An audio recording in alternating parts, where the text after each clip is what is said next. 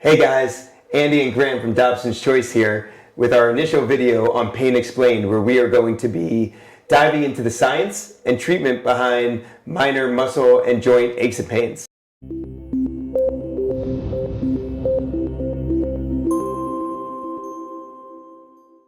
Today we're going to talk about a really common issue that athletes get, which is called lateral epicondylitis, also known as tennis elbow.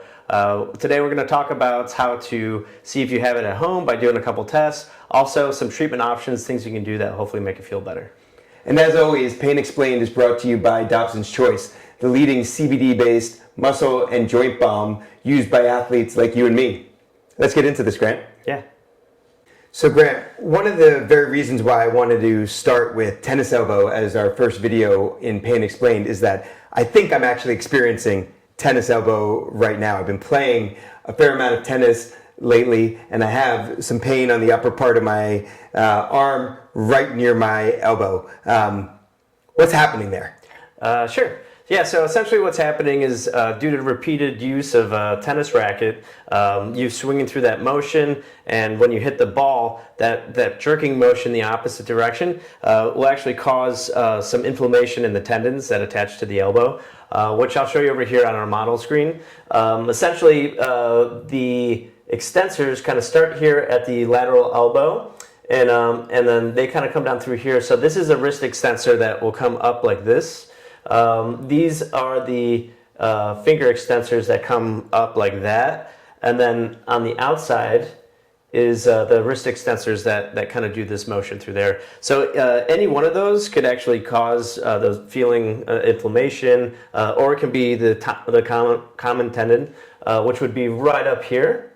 You can see this is where everything kind of converges, essentially that point where everything attaches to the bone. The tendon is what connects the muscle to the elbow. Exactly, yeah. So that repeated kind of pulling on it can cause either issues in the tendon itself or where the tendon actually attaches to the bone. When we are looking at using, say, for instance, a brace, and why that might feel pretty good with that is that we're actually taking pressure off of the attachment point.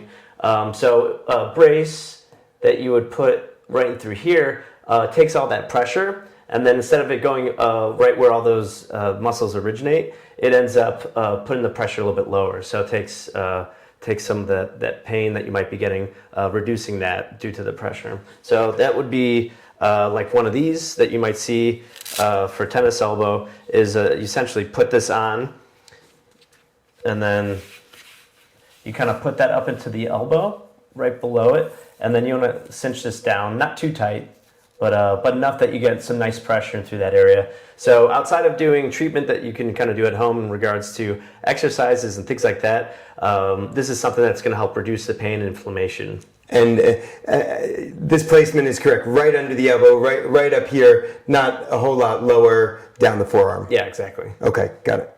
We've spent a little bit of time now talking about what tennis elbow is and the anatomy behind tennis elbow. Maybe we can move on to the next phase, which is talking about how I can potentially alleviate some of the symptoms that I'm feeling around tennis elbow. Sure thing. Before we get into any sort of treatment that you can do, I do want to explain what's going on with the tendon, especially if you do certain contractions that could be helpful. So first off, there's 3 different motions a muscle can make. There's the concentric, which would be like my bicep. If I'm flexing like this and I'm shortening the muscle, that's concentric. If I'm flexing and then I'm lengthening the muscle like that, that's eccentric, so like the negative movement going down. Now isometric is one of the best ways to treat tendon injuries, and I'll explain here in a minute. But essentially what it is, just like doing a plank or something along those lines, where you're not really moving, you're just holding the muscle, so it's not going up or down, but I'm firing my bicep and I'm keeping things in the same position. So the reason why this is one of the best things you can do for tendinopathy or some sort of injury to the tendons is because essentially if this is a strong part of the tendon on the top, on the top here, good part of the tendon. Exactly. So if I'm putting pressure through this, transferring from the muscle to the tendon to move the body, all I'm doing is actually pulling on the strong part of the tendon, essentially.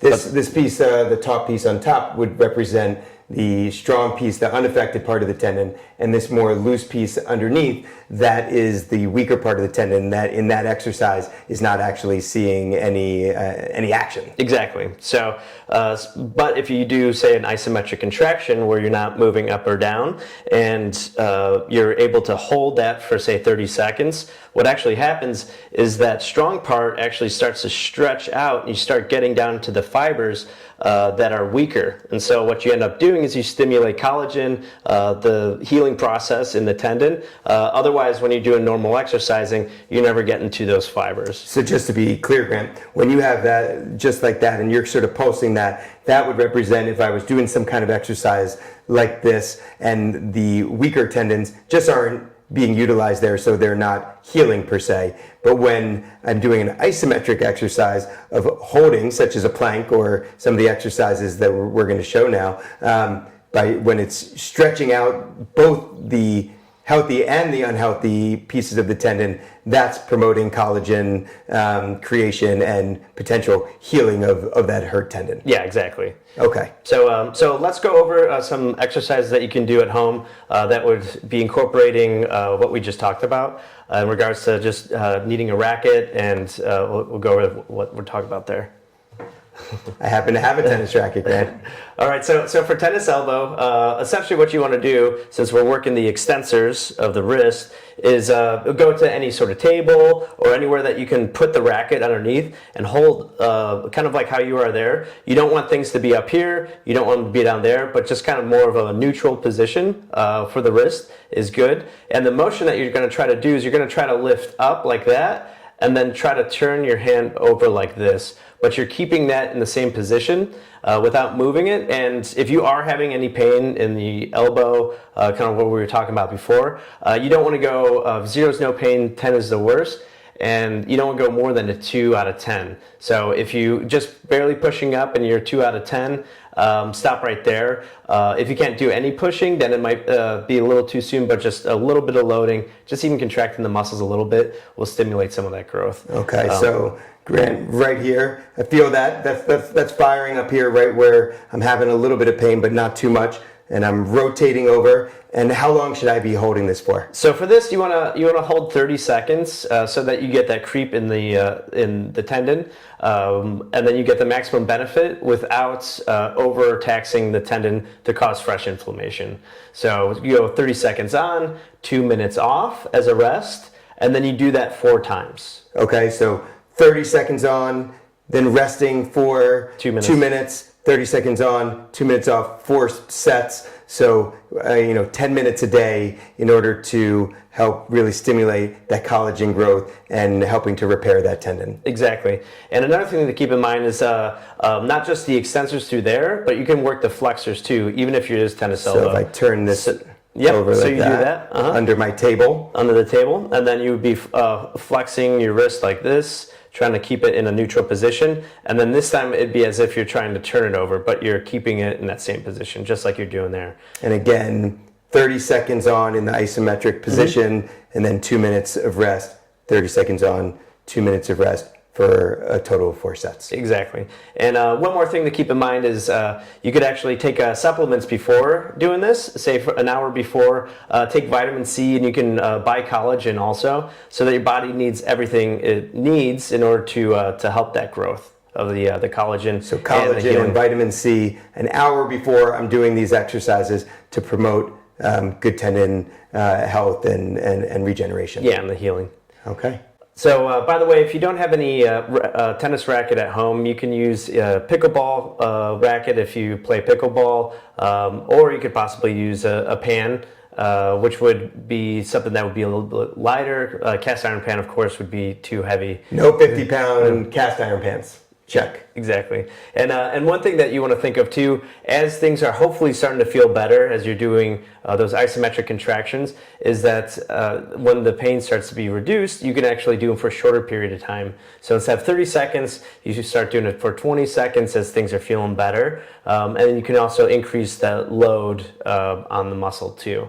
But still 2 minute rest between them, no matter how long the load is. Exactly. So, and then as things are feeling really good, just just for overall tendon health, isometric contractions are great. So you can continue doing it, but you just have to you can just do it for a short period of time in order to get that creep in the tendons so that you get that stimulation. And Grant, how long should I be thinking about doing these in terms of overall treatment of an injury like tennis elbow? Well, tendons take a while to heal, so I'd say if you're not feeling any change whatsoever in 4 or 5 weeks, go see a medical professional, get a proper diagnosis, making sure that is what's going on. Also, there might be something else that's going on, so you want to be sure that get that checked out if your arm's not responding to treatment. So Grant, we spent a good deal of time here talking about what is tennis elbow, the anatomy behind tennis elbow, and some of the things that we can do to alleviate some of the symptoms of tennis elbow. I actually think that I have a much better understanding personally about what causes it and how I can deal with some of the symptoms that I'm feeling. So I just wanted to say thank you for joining me on this first video for painexplained.com. Again, sponsored by Dobson's Choice, a leading CBD-based muscle and joint balm, which I actually have been utilizing on my own elbow before and after activities to alleviate some of the symptoms. And stay tuned here at painexplained.com, where we are going to be touching on both golfer's elbow and lower back pain in our next 2 upcoming videos. Thanks for joining us, guys. Thank you.